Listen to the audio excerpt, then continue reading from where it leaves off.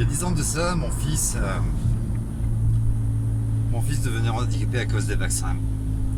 Je me servais des réseaux sociaux uniquement pour faire la promotion de mon commerce. Et j'ai balancé un post comme on jette une bouteille d'eau à la mer en disant voilà, mon fils, sa santé s'est nettement dégradée, il est devenu polyhandicapé à cause des vaccins. Est-ce que vous connaissez des gens qui sont dans ce cas? Et de suite, en quelques jours, j'ai formé une équipe de 6 personnes, 6 parents, hyper motivés, qui avaient envie d'écraser les laboratoires, l'industrie pharmaceutique. Et on s'est formé une équipe et on a fait un travail prodigieux. Des gens hyper compétents, des adultes, des vrais parents, des adultes dignes de ce nom, avec une intelligence, avec un raisonnement. Et puis j'ai rencontré des tas de gens grâce aux réseaux sociaux et on a formé une armée contre les laboratoires pharmaceutiques, une armée intellectuelle.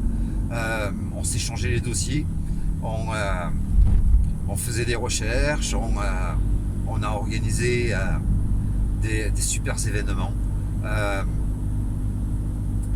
Je me suis dit que j'allais pas en rester là, que j'allais pas en rester à l'industrie pharmaceutique. Les choses vont se terminer là en début d'année. Je vais continuer à leur taper dessus. Ce qui se passe à l'heure actuelle, l'avenir qu'ils sont en train de dessiner pour nos enfants, moi j'en ai pas envie. J'ai honte de leur laisser cet avenir. Les choses ne vont pas s'arrêter. Et je me suis dit, je vais me remettre sur les réseaux sociaux et je vais balancer encore une fois un message en disant voilà, on a une solution, on peut l'appliquer. Il faut beaucoup de monde. Vous en avez tous ras-le-bol. Eh bien, je suis là pour essayer de réunir. Alors c'est vrai que j'ai un franc-parler, j'ai des paroles peut-être des fois un petit peu tranchantes, mais j'y ai cru. Je me suis dit c'est le meilleur moyen de communiquer, de se rassembler. On va monter quelque chose comme il faut pour faire un terrible événement, un tribunal populaire. Un tribunal populaire qui pourrait les finir tous et qui pourrait en faire en sorte que on reprenne l'avenir de nos enfants en main et non pas qu'on retourne dans ce système qui nous a conduits là, parce qu'il faut surtout pas revenir en arrière, mais créer un nouveau système, un ordre mondial mais celui du peuple, tout refaire, l'éducation nationale, la médecine, tout remettre en chantier, tout remettre en question. J'y ai cru parce que je me suis dit il est évident que je vais rencontrer des gens avec encore une intelligence. J'avais entendu parler de l'ingénierie sociale et je pensais pas que ça avait fait autant de dégâts. Et finalement, si, ça en a fait beaucoup. Quand je parle dans les vidéos, il y en a beaucoup qui me disent t'es pas heureux. J'ai tout pour être heureux. Je sors tous les soirs, je vais manger au restaurant. Là, je monte en station de ski, on va faire un feu de bois, on va continuer à s'amuser. On s'est organisé une règle entre amis, on parle pas des problèmes, on fait que déconner. On a besoin de se détendre, mais c'est des paillettes, de la poudre aux yeux. Heureux, je peux pas l'être. L'avenir de nos enfants, il me concerne, il nous concerne tous. Mais j'ai l'impression que vous n'avez pas conscience que vous n'en avez rien à foutre de l'avenir de vos enfants, de vos petits-enfants. J'ai l'impression que vous en prenez pas mal.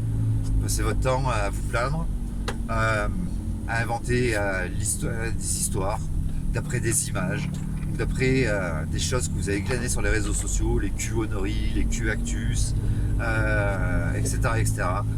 Mais vous n'avez pas envie de régler le problème. Vous êtes là pour prouver votre intelligence, pour flatter votre ego, à croire que vous n'avez jamais brillé et que vous avez besoin de ça. Mais en aucun cas, pour essayer de vous remettre en question, faire du factuel, vous occuper de ce qui va se passer à l'avenir et non pas de ce qui s'est passé hier avec les 49.3, et surtout pas vous occuper de la sexualité des uns et des autres. Je viens encore de tomber sur un post qui m'a rendu fou de colère.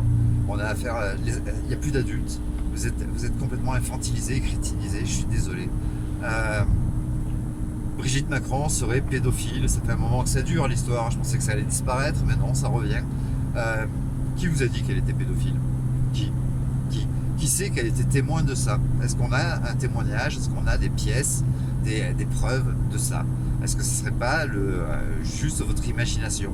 Dans l'histoire, et de partout où on peut la lire, il est dit que Brigitte Macron, elle a rencontré Emmanuel à 15 ans. Il avait 15 ans. Mais rencontrer ne veut pas dire, si vous rencontrez votre facteur, ça ne veut pas dire que vous le faites.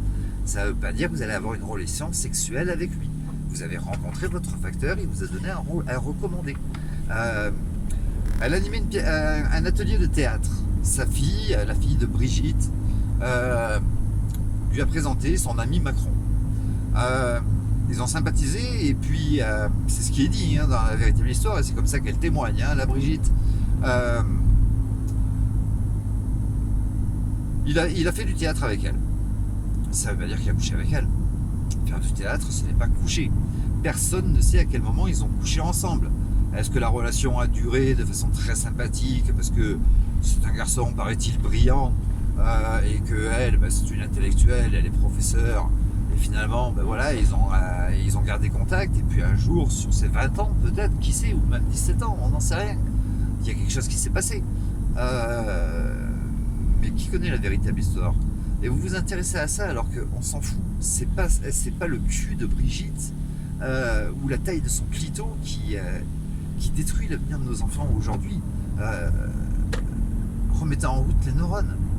Sortez de tout ce que vous voyez comme conneries sur les réseaux sociaux et concentrez-vous sur l'essentiel. Allez voir, c'est sûr que ça demande beaucoup plus d'efforts de lire le Forum économique mondial, l'OMS, l'ONU, d'écouter des vidéos de Jacques Attali qui nous disent ce qui va se passer dans 5 ans ou dans 10 ans. Plutôt que de regarder BFM qui vous dit ce qui s'est passé hier à 49.3 et c'est déjà trop tard, il est passé, vous pouvez rien faire, c'est réglé, affaire classée, vous pouvez gueuler, faire pipi par terre, vous roulez dedans, ça changera rien. Mais non, vous vous plaisez à vous plaindre de conneries qui servent à rien, vous inventez l'histoire, vous regardez des images, tiens, regarde le gauchois, c'est aussi un homme, vous partez dans des délires. Mais il n'y a rien de factuel qui émerge et j'arrive pas à monter d'équipe sérieuse, de parents intelligents, d'adultes dignes de ce nom. On vous a complètement infantilisé, crétinisé les amis et, désespéré je le suis pas. Je suis quelqu'un qui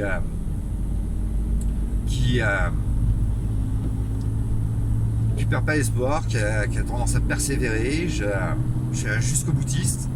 Mais le temps nous est compté aujourd'hui. On n'a plus le temps de déconner, on n'a plus le temps de se faire plaisir en regardant des images. Lire, vous savez lire. Comprendre des choses, faites un effort. Juste un effort. Il y en a qui me disent, moi je donnerais ma vie pour mon enfant. On te demande pas tant. On te demande de comprendre des choses et d'arrêter de faire joujou avec des images et des vidéos complètement stupides dont tu connais absolument aucune source ou des sources franchement très douteuses, des sites de merde.